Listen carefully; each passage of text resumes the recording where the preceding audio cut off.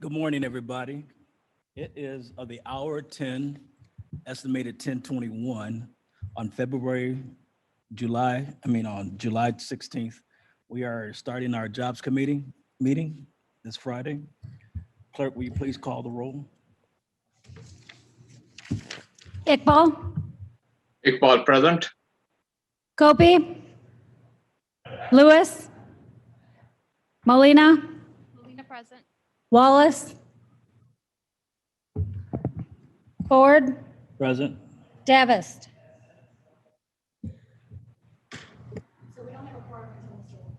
Right, so we'll just skip the minutes, approval of the minutes, and we'll move on to the workforce development. Good morning, Chairman Ford. This is Scott Berger. Good Can you morning, hear me? Mr. Berger. Yes, good morning. Good morning to you and members of the committee. At this time, we certainly want to extend a warm welcome to our newest board member, Mr. Wallace, who I see on my screen but hasn't quite joined us yet. In your agenda packet for today's meeting, you will find reports of our financial activity through the end of May. My colleague Maria Gonzalez is here today to walk you through those. I just want to note for you, however, that June 30th did mark the conclusion of our program year for our Workforce Development Division. And so we are currently in the process of closing out that year's finances, including making final expenditures as well as logging in our obligations. As you know, our program is measured against various financial benchmarks. And so in the coming days, we'll close those records out, and we expect to provide you with reports next month that show our reaching those benchmarks. But for now, at this time, I will turn it over to my colleague Maria to present our May financials. Maria? Thank you, Scott. Good morning, everyone. Thank you for providing that introduction. I was actually looking at the numbers yesterday in preparation for our report submittal on Tuesday, and I am pleased to report that we will be hitting all of our various benchmarks. With all of the hard work that was done by the program team and the administrators of the grants, we are going to achieve our 80% benchmarks on the WIOA 20 grant.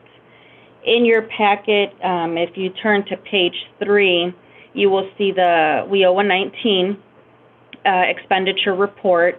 That grant did conclude on June 30th, where we had to fully spend all the funds. While the May report does show that we still had a balance of $5,600, that has been fully expended as of today. Pages 4 through 6 is just a detail report that aligns with that.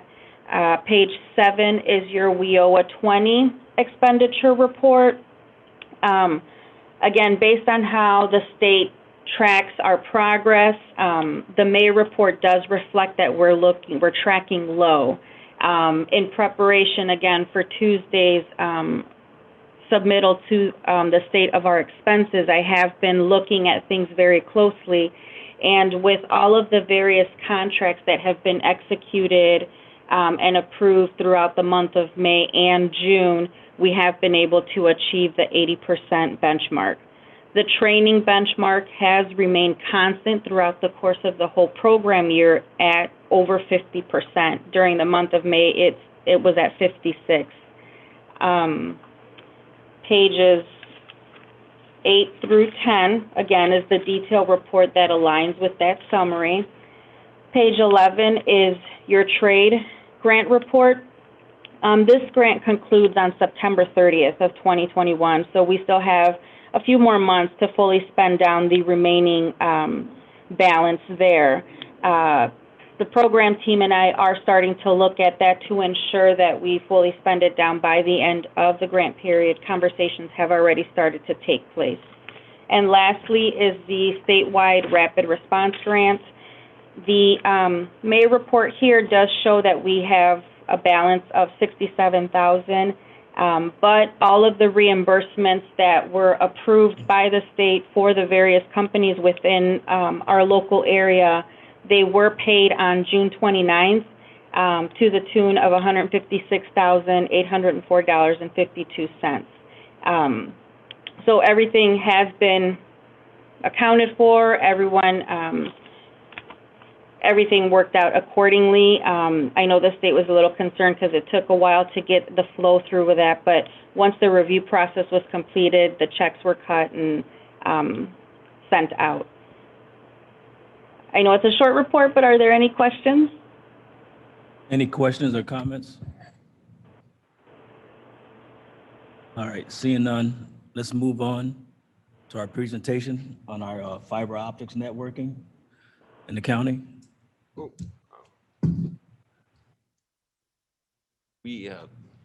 Sorry about that. If you'd like, we can move ahead to item B. We had item A as a budgetary presentation by Mark. Okay, we can do that, yes. A. Thank you.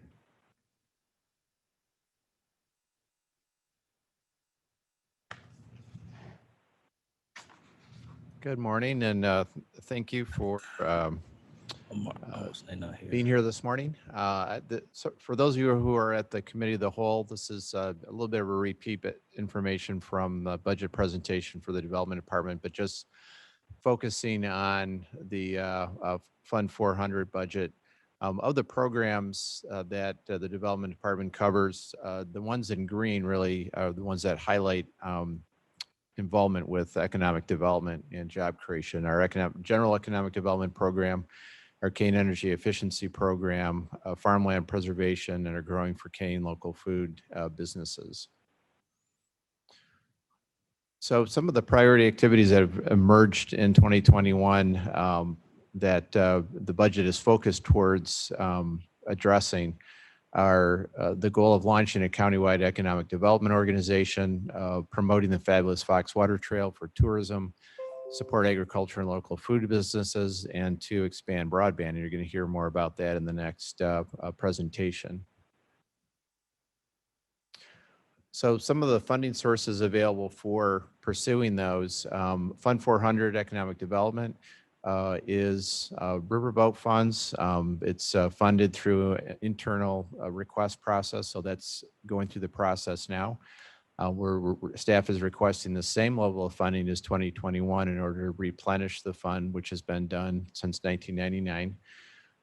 But we're also increasing that budget with additional use of some of the fund balance, cash on hand that has been kind of in reserve, and to be really well positioned for matching funds for grants and emerging opportunities, for piggyback grants like we did with the export grant program, and then earlier this year with the Compeer grants to our local food growers. So it really helps the county board be agile and flexible to apply for other grant funds and use that as a match. Other potential funding that we are pursuing for these activities, the Kane County's American Rescue Plan funds. Some of these activities would be eligible for that. The US EDA and USDA grants that we are pursuing and applying for based on availability, and congressional earmarks. Those are back, as some of you are aware. And we had submitted things through the House representative budgets, and then we're waiting for some results that we submitted through Senator Durbin's office.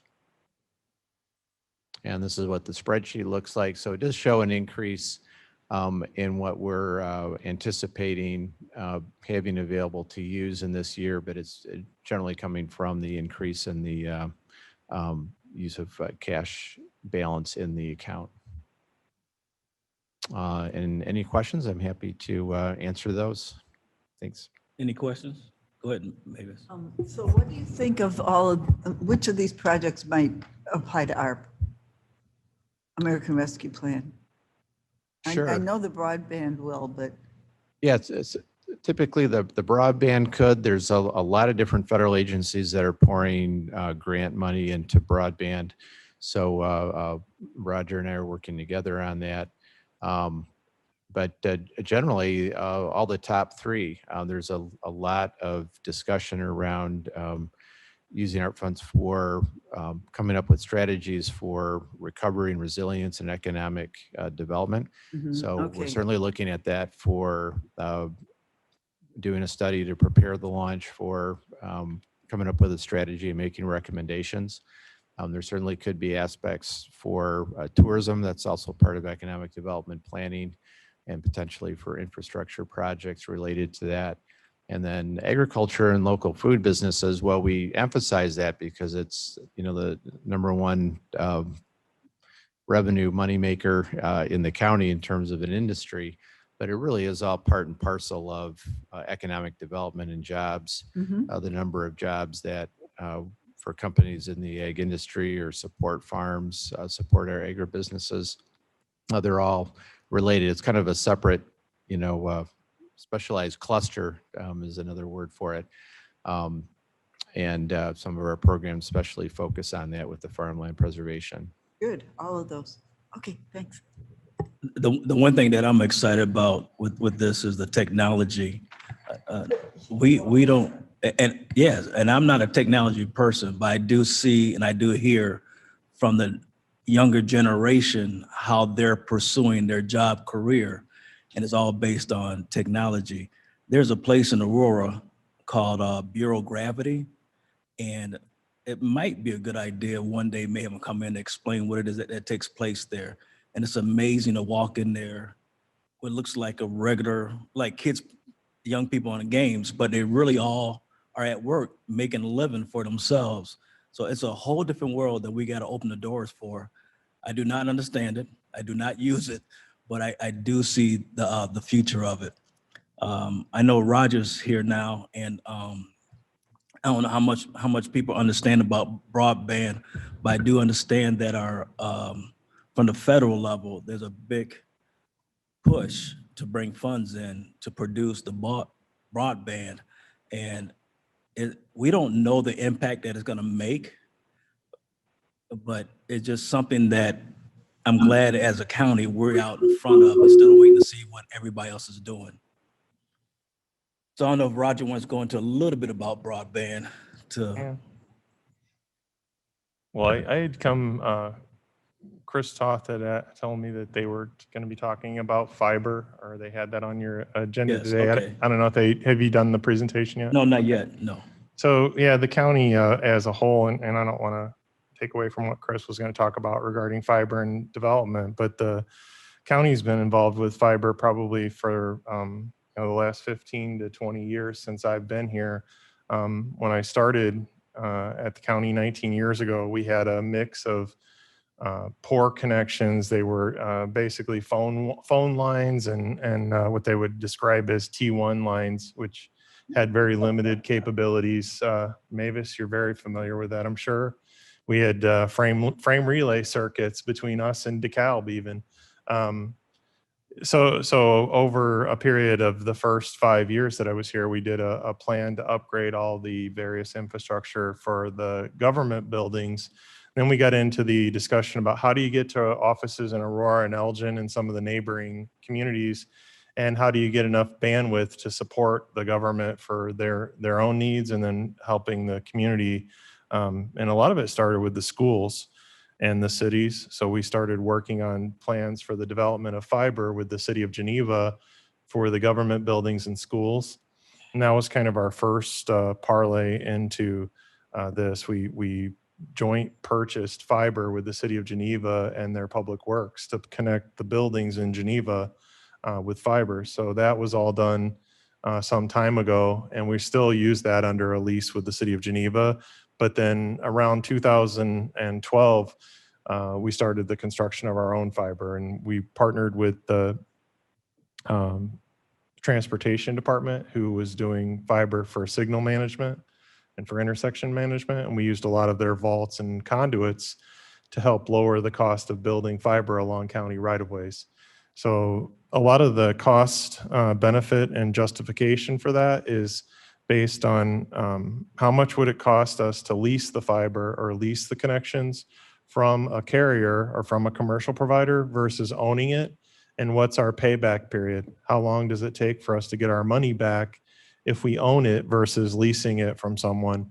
Most of the time, that takes about 3 to 5 years to actually pay off what we would have leased from a private company. So owning it has some significant benefits financially to the county. And then secondarily, if any other organizations or even business has a benefit from it, that's just an added plus to owning it, in addition to lowering our costs of operating it. So we've been running and expanding upon the county's fiber for the last close to 8 years. And we have, I think, somewhere around 70 miles of fiber in the ground.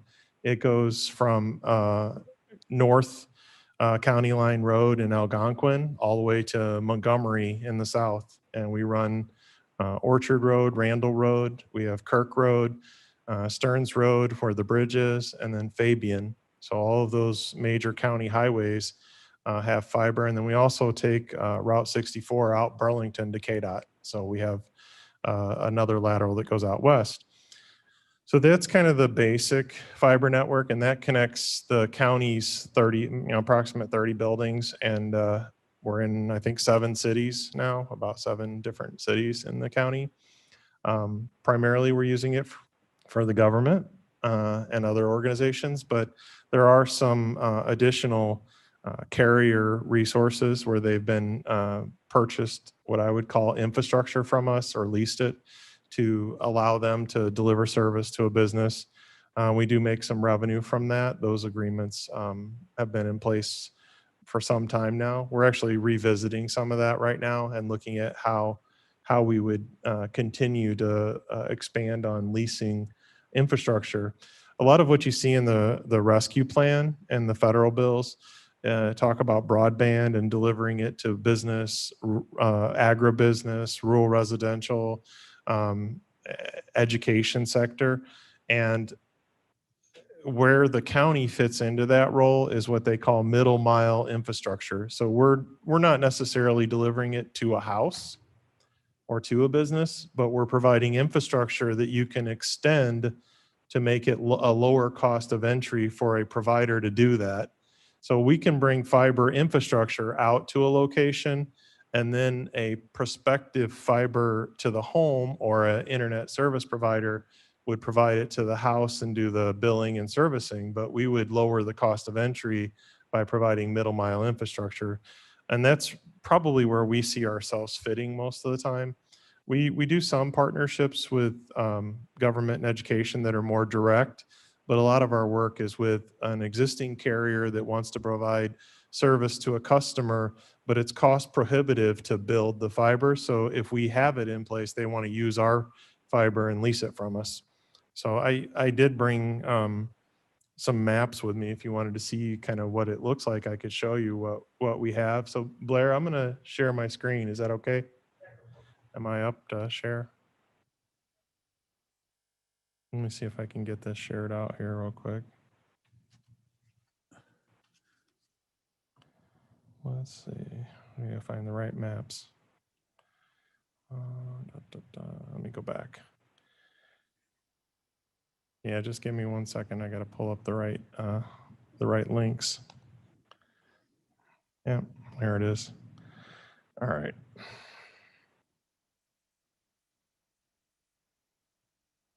Share maps. So what you're going to see, this map starts off, this is kind of congested, but you'll see the county, and I was showing this to Chairman Ford before the meeting. This is actually tower assets throughout the county. This is Tricom, Canecom, and SBA tower assets. So all those dots, as they get clustered around, they're actually towers within the county that the county is using, or Tricom or the Tri-Cities are using. We use a lot of that for VHF radio network. And then you'll see the lines in there. Those lines are actually the fiber network that we operate throughout the county. And you'll see up north where we end. That's what I was talking about. We go all the way up to North County Line, and we have a couple of small laterals that go off of this for KDOT. The red lines are just simply transportation lines. The blue is this Randall? The blue line to the left or west is Randall Road. And then this is the lateral going across the river here is Stearns Road Bridge. And it connects into 25 and then down to Kirk Road. And then as you go down, this is actually 64 and then a jut out Burlington to KDOT. And then this is Randall Road coming down. This little spot here is the Judicial Center. That's where we branch off into the Judicial Center. And then you'll see us come down to Fabian. Fabian, we take that and run all the way over to Kirk Road again. And then you'll see us go down into Orchard, and we spill down into Orchard all the way down to Montgomery, where Kendall County is. And then this side over here, we stop at Kirk and Route 56 because the city of Aurora takes over Farnsworth south of there. And we tie into the city of Aurora fiber at that point, and we also tie into the city of Aurora at Sullivan Road and Orchard. So we also connect into the city of Aurora fiber network on both sides of the city, and we share fiber and resources with the city to do things as well. So we use the city to get to the Aurora Branch Court, the Aurora Health Department, Aurora Court Services, and the city uses us to provide services that they need on the county network. Is this the forest preserve over here? Yeah, the forest preserve is on this side, and there's a water tower or a tower right across the street from them, but this is the forest preserves network. And it says this is the former sheriff's office, but this is the forest preserve. And what you're seeing in here is Illinois 38 and Fabian, and this area here is the DuPage Business Park. And the county line is this line here. And right now the green part we lease from the DuPage Airport Authority, and we go back into the SBA Edge New Continuum Data Center. There's a large data center located in this section of the park, and we provide a lot of the county's data services out of that data center. It's a commercial data center. It's a tier 2. It's got all the certifications and ratings, diverse power, air conditioning, everything is taken care of. And it's I believe it's a tornado like E5 rated building or something like that. That's where you're going to put all that body cam. That's where that is where we store everything right now. And I would tell you that this was owned by the DuPage Airport Authority. All of this space has been under development. And right now we are actually about 2/3 of the way building our own connection into the airport authority, into the park. And it's mainly because the airport authority doesn't want to support leasing fiber out there anymore. They're trying to get out of the park entirely. So all private owners are in the park now, and airport authority is basically talking about turning over this green part to an association of tenants. And then the association of tenants has told us that they're not really interested in maintaining it long-term. We tried to offer to manage it for them even, and they were like, no, we just want to get out of the business. So we're in the process right now of building our own connection through there. You saw the license agreement and the easements that we ran through. That's for that construction, and that'll be done probably in the next month. We'll have that done. What that does is, you think about the network that the county needs. The county may need off of this entire network. Let's say we use 12 strands of fiber, right? For everything the county needs. In each of those cables, there's 144 strands. So we have a lot of capacity, probably 80% or more in the duct that's available. And now with the construction in West Chicago that we're doing, we'll actually have a diverse entry. In other words, we come into the data center from 2 different directions, and we bring it back to our county network.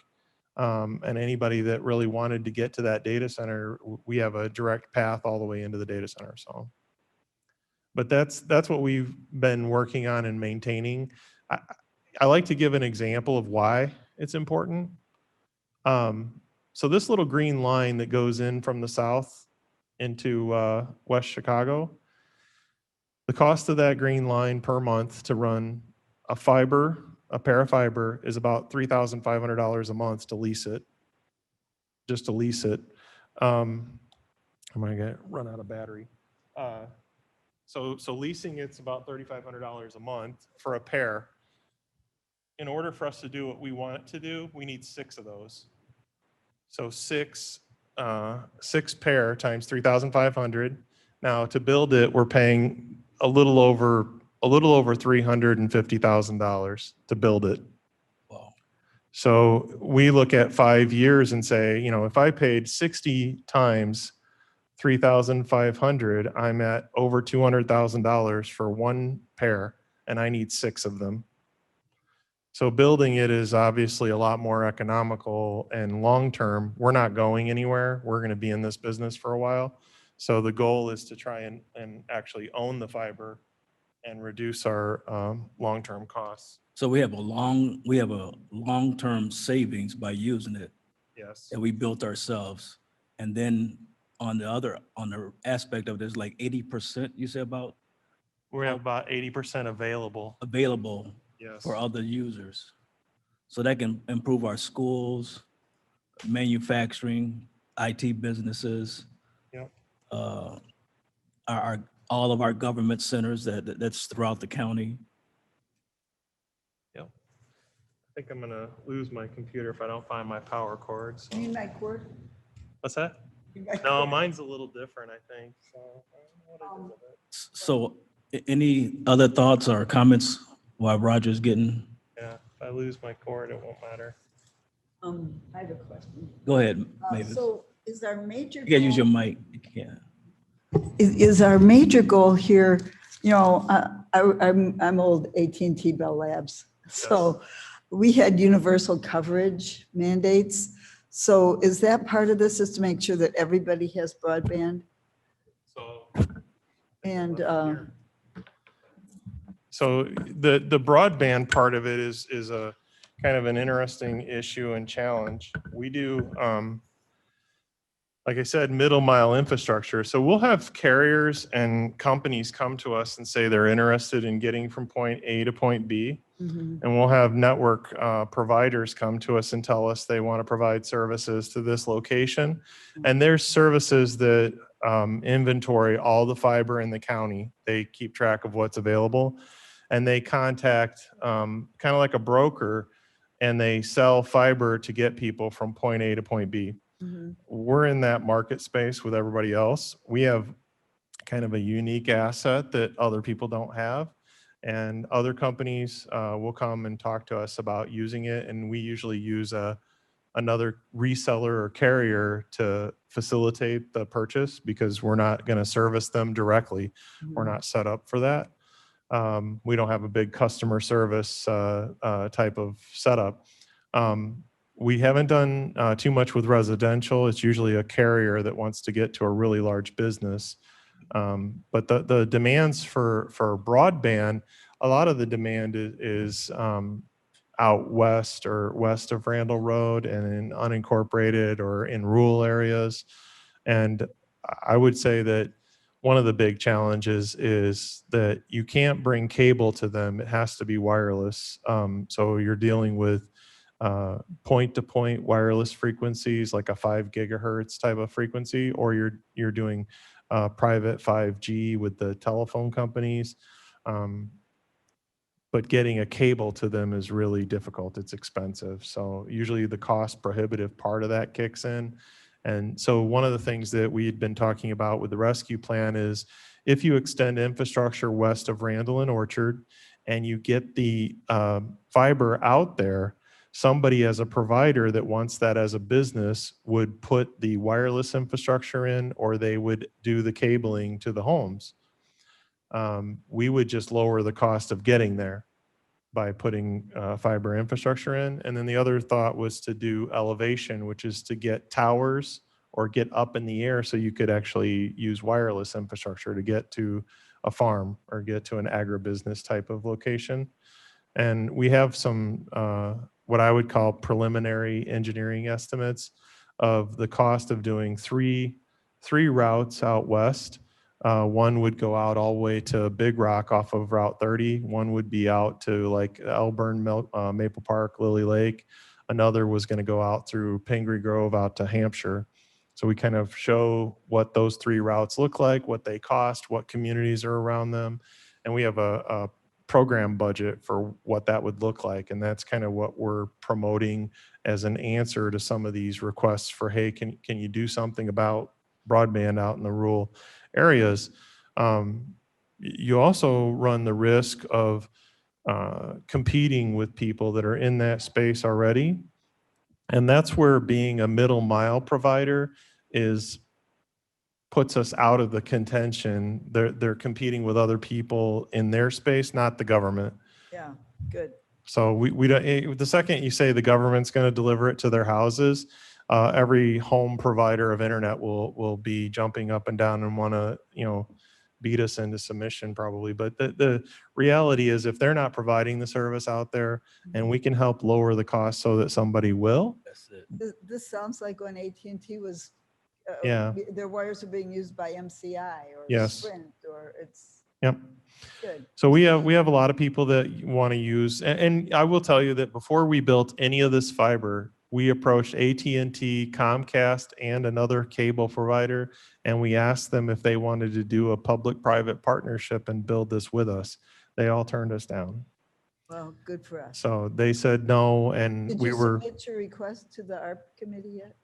We haven't gotten the instructions for what Okay. the actual forms are. I believe Jarrett and the committee, they're going to have. The portal isn't open. They're going to yet. have. They're actually going to have us, I think, build the On that committee. forms. Yeah. So Jarrett was talking to us about building the request forms, Mhm. and we're going to have those. We'll be submitting that project along with. some Build the others. request form so you can Yes. submit your request. Yeah, we're going to tailor those to expedite our requests. No. Yeah. But that's what we're working on Okay, right thanks. now. The one thing great about this is how much, as we go along with this economic development countywide plan, that how much these two are going to work together Yeah. and become part of what I consider, as we talk, a master plan for economic development. That's what I think we're really leaning towards. So we're going to have 2 master plans. One, we're going to talk, our master plan we're working on is talking about all of our structures, our buildings, and Sure. where we're going to be 10 to 20 years from now, what buildings we're going to keep, what other offices may need to come into play, what size people may need for future staff development or storage and things like that. So one of the other things that I was going to show you is on the screen, this is actually the construction progress going into the tech park. And we actually are doing this day by day, what is being done out there. So as you look at the construction progress, this would have been done so this is as of the 9th. We've installed 800 feet of conduit out there. They did that day. And then as you go down, we have a person that goes out and takes pictures of the different sites that they're working at. So hopefully, yeah, so they're just going down the sidewalk path and putting in the handholds and bolts and stuff and running. That's some of the drawings that they're working off of that day. Where is this? This is out at the green DuPage Business Park, yeah, along the right of way. And the unique thing about putting in cable is being pushed. So there's not so much damage being done as far as digging and things like that. Yeah. So with our economic development, we're really creating a master plan throughout the county on how to merge everything together.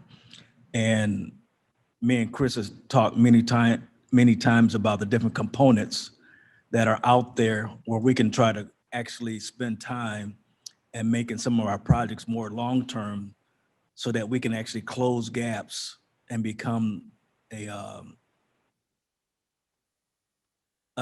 middle person for a lot of the different areas, like for instance, the employer and employee, new development and what new development needs and where to get it from, what's exist out there job-wise and what's need to be created.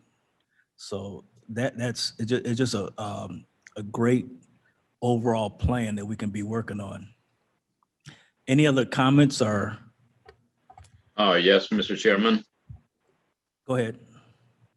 Yeah, I thank and congratulate Roger for thinking ahead, but I also see that we have a challenge ahead.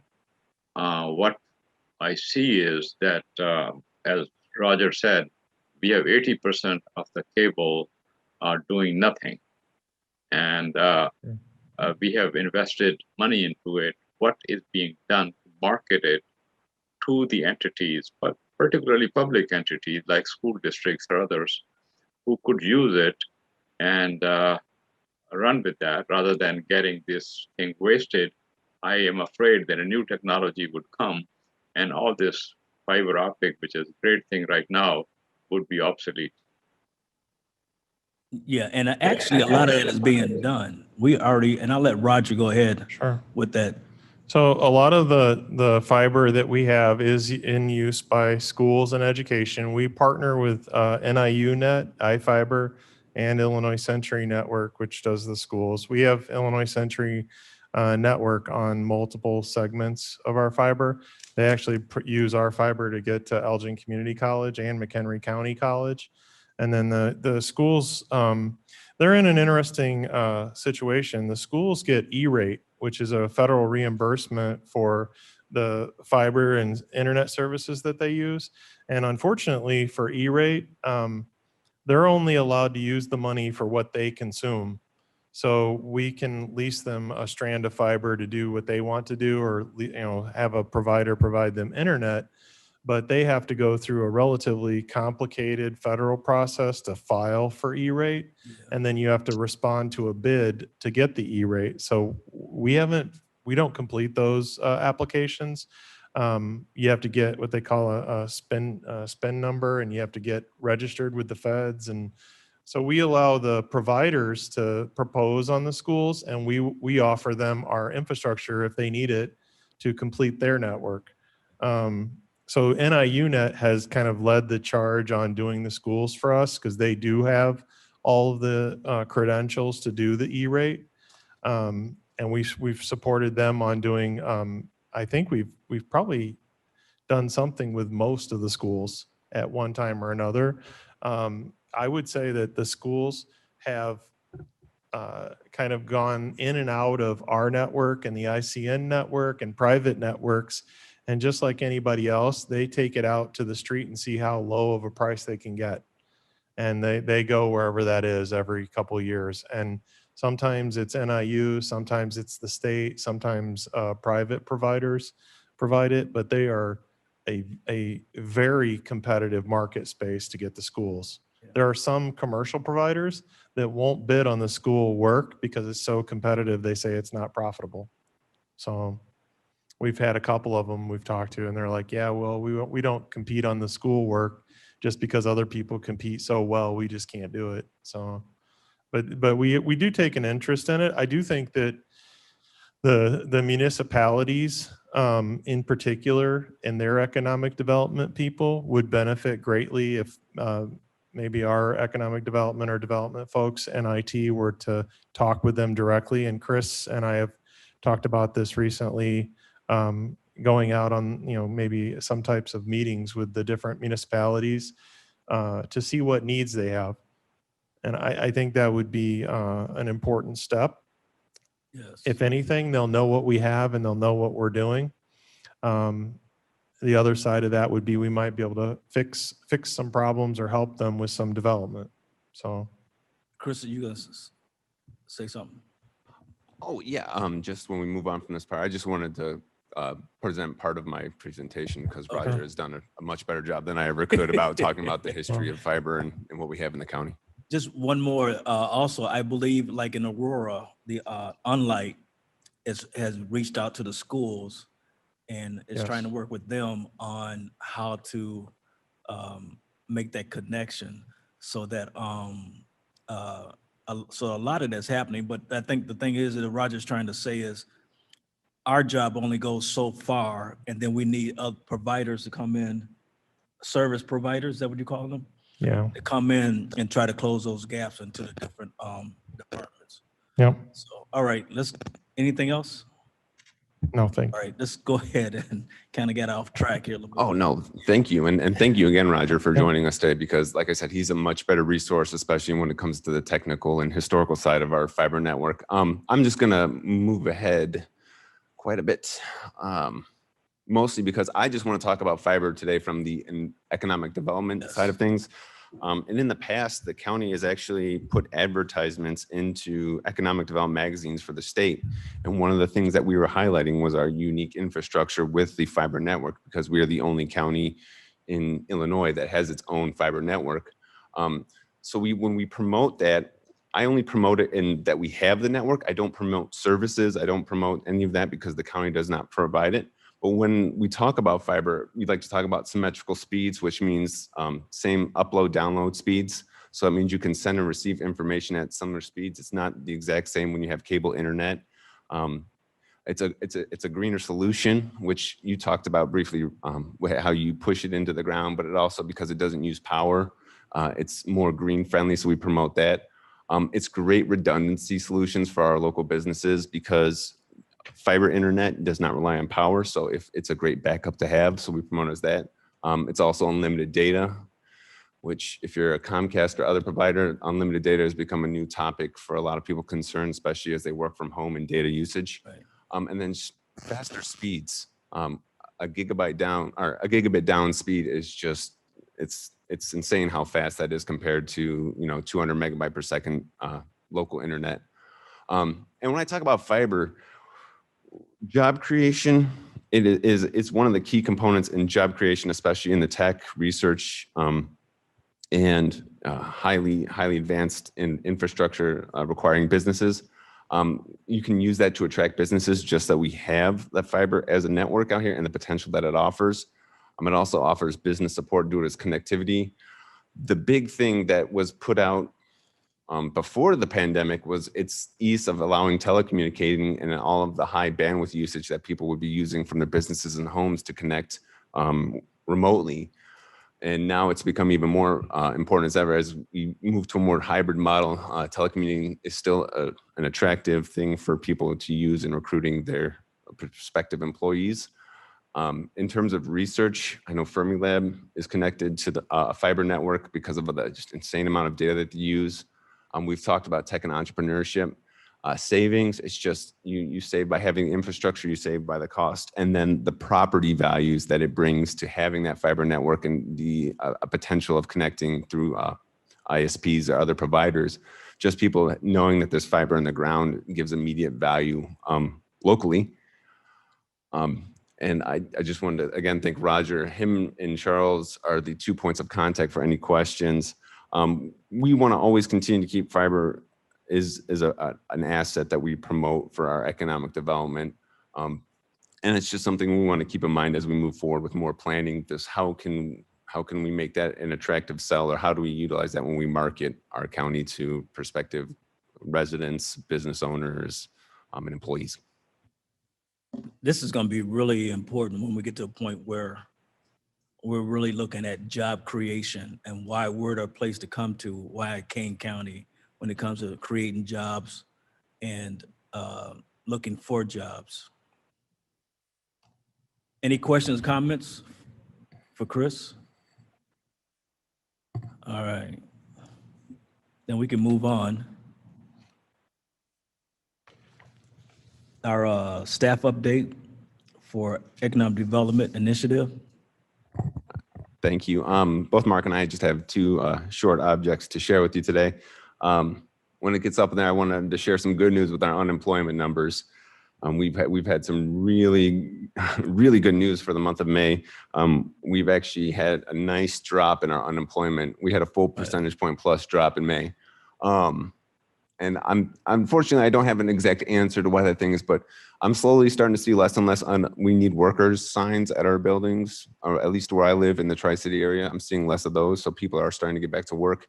The state of Illinois has remained flat now for 3 months straight, and it's looking like June is probably going to be somewhere similar.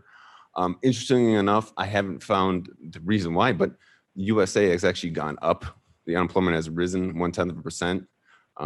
That there's next couple of months we might see some slight fluctuations between 5.8, 5.9, 6, and 5.7. It's going to be very variable, but that's due to the job openings numbers have been just not good. The predictions were we were supposed to be to about 9 million by the end of May. In June, we were hoping to be about 8.8, but now the predictions have moved up substantially. We barely got 100,000 jobs filled in May.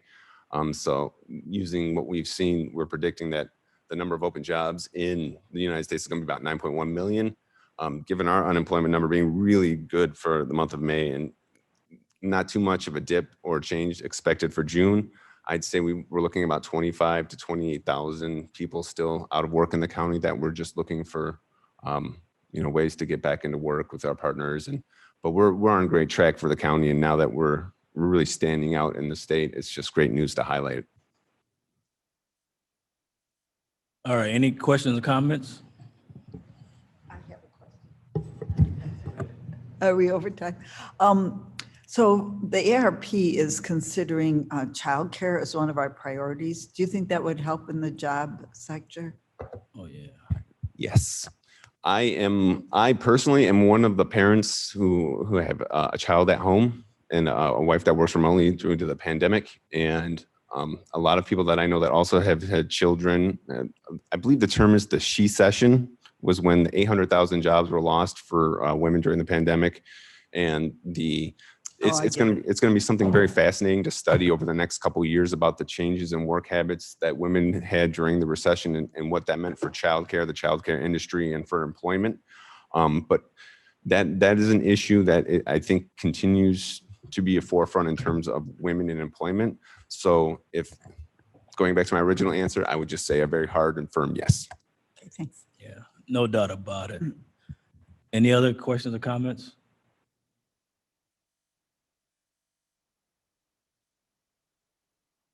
Anything else? Go ahead. Yeah, I just have a update on what we're seeing as an emerging trend. And as most people know, Chicago particularly is really raised the level on their film production in terms of attracting, blockbuster movies and TV shows and that kind of thing. And what just heard this morning, actually, from a site locator for Amazon is that more and more of these production companies are looking at Illinois as Illinois continues to increase and Chicago, but they're not looking for Chicago scenes. They're looking for small towns, they're looking for farms, they're looking for, more unique locations based on the type of production they're doing. So we've had so far this year two different television series set requests for filming.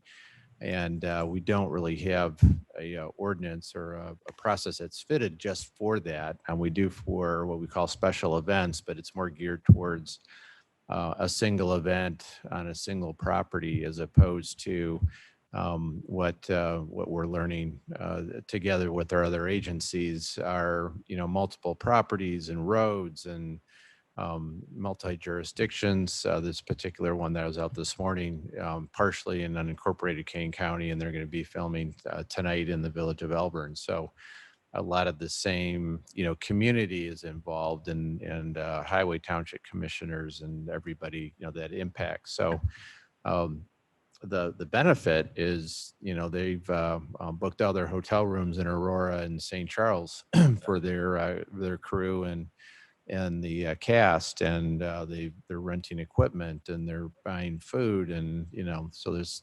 economic activity going on associated with it. So anyway, it's kind of an emerging trend. I was interested in here this morning that this trend may continue as these production companies look for more unique locations. They picked this site in particular because it was the closest rural setting to Chicago that they could find. It was like, you guys are just perfect here, right on the edge.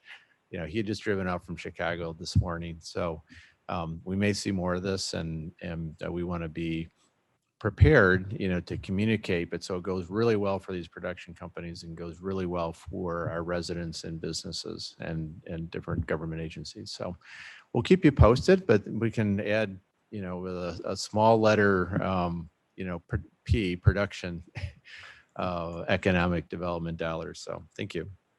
Thank you. That's real interesting. It was a surprise. Ask a question Go regarding ahead. Go ahead. that? Mark, is there currently any kind of permitting process that the film production companies have to fill out for the municipalities or for the county? I know that's kind of where you're going, but can anybody just come and decide they want to film, anywhere without asking permission? Well, yes and no. Right now, for the unincorporated areas, there's not a specific coordinated permit process for that. I've been applying what we call our special event permit process. Is the closest thing we have right now, but it really isn't geared for, for movie production or television show production, where they may be filming for several weeks in different locations and everything. I'm going to be checking. I understand Aurora's done some things with film production. They have. City of Elgin has. So we're going to reach out to our municipalities as well as try to, reach out to other counties and look for best practices around the country so that, we can be prepared. A lot of times they're making those site selection decisions and their scheduling decisions, in real time, just weeks in advance of maybe being at a location. So part of being prepared is being able to disseminate, the schedule and the contacts and everything quickly. But we're going to be looking into that. So you might be seeing something. Okay. Yeah, you know, I think it's exciting. coming We want to make it a seamless process so that's not like, a lot of red tape, but we also maybe want to look at maybe a revenue source out of that. So, Sure, certainly. okay, Thanks. thank you. They just opened a film Yeah. school in Chicago today. Yeah. And, we're in Aurora have a center just for arts. So there's going to be a big need to get things moving that direction.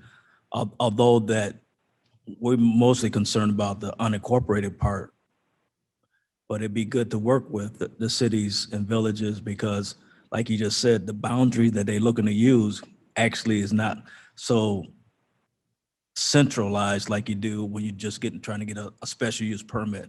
It's for that particular area, usually a very short period of time, no more than a day, sometimes 2 days. But this is a lot broader, and it brings so much to the community with restaurants, like you said, hotels,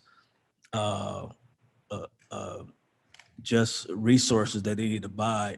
People get hired during those types of things to fill in. I had an older brother, they several times back in the day in Chicago, had a chance to be on big stage filming because he was out there and got selected to be a part of some films. So a lot of things take place. A lot of people who are looking to have a career in that area, from one part of it to another, they need carpenters to help build the stages and stuff like that, the scenes and things. So that's a lot that takes place. Anything else? All right, I don't know if we have enough to do any of to actually vote on anything. I think we lost. So I don't know if there's any new business. I know we have talked about sometime in the near future that we had picked a month for trying to do a roundtable. So with things starting to be more open now, I think we had what month we had? Do you remember? September. So we'll look closer into that. I think that would be, and I'll make that part also of my co-chair comments.